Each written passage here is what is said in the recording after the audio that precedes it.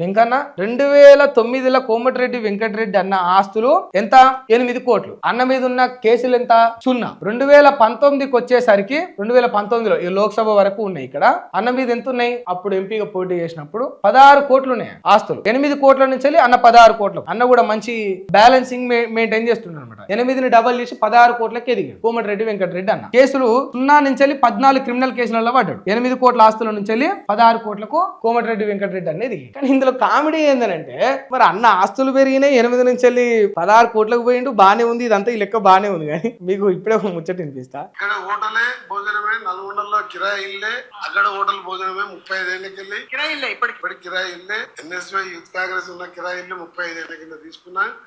Hotel భోజనం కిరాయి ఇంట్లో నా దగ్గర 4 పైసలు ఉంటే ఎవరైనా పేదవాడు 30-40 ఏళ్ళ నుంచి కిరాయి ఇంట్లోనే ఉంటుండట. అట కాదు, నిజమే ఉంటుండు. మరి కిరాయి ఇంట్లో ఉంటుండు కదా, మా అన్న హైదరాబాద్ లో మాత్రం ఇల్లు కట్టుకుండు, అక్కడ సొంత ఇల్లే లేదు, కిరాయి ఇంట్లో ఉంటుండు. ఎంత పేదోడో, ఆస్తులు ఎంత అమ్ముకుండో, ఎంత నష్టపోయిండో అనుకుని నేను ఎప్పుడు అఫిడవిట్ చెక్ చేసిన. అఫిడవిట్ చెక్ చేస్తే ఆయన 8 కోట్ల నుంచి అన్న 2009 నుంచి 2019కి 16 కోట్లకు డబల్ అయినాయి అన్న సంపాదన. 8 కోట్ల నుంచి డబల్ ఎదిగిండు, 16 కోట్లకి ఎదిగిండు. 0 కేసుల నుంచి 14 క్రిమినల్ కేసులకి ఎదిగిండు. కానీ మళ్ళా హోటల్ భోజనం అంటుండు, కిరాయి ఇల్లు అంటుండు. ఇవి రెండింటికి బ్యాలెన్స్ అయితే లేదు. అదొకసారి క్రాస్ వెరిఫై చేసుకొని కొంత క్లారిటీ ఇస్తే బాగుంటుంది. ఏ మాట కామాట కానీ జర రాజగోపాల్ రెడ్డి గారు అంటే మీరు నన్ను ఏమన్నా సరే, వెంకటరెడ్డి అన్న పర్సనల్ అభిమానులు నన్ను ఏమన్నా సరే కానీ రాజగోపాల్ రెడ్డి గారు మాత్రం 100 వాళ్ళు న్యాయం. నేను చెప్తున్నా కదా, కోమటిరెడ్డి వెంకటరెడ్డి గారి కంటే 100 రెట్లు న్యాయం రాజగోపాల్ రెడ్డి గారు. మీరు ఏమనుకోండి, ఏ లెక్క ప్రకారం మీరు ఎట్లా క్యాలిక్యులేషన్ చేసుకున్నా సరే ఆయన పనితీరు అవన్నీ ఆయన లెక్కలు జర అలాగ ఉంటాయి. ఈ కిరాయిలు ఇవన్నీ ఉండేందుకు 16 కోట్లు ఆస్తుంది, అక్కడ 1 కోటి రూపాయలు ఆస్తే ఆడ ఇల్లు కట్టుకోలేవు. ఇదంతా ఏంటంటే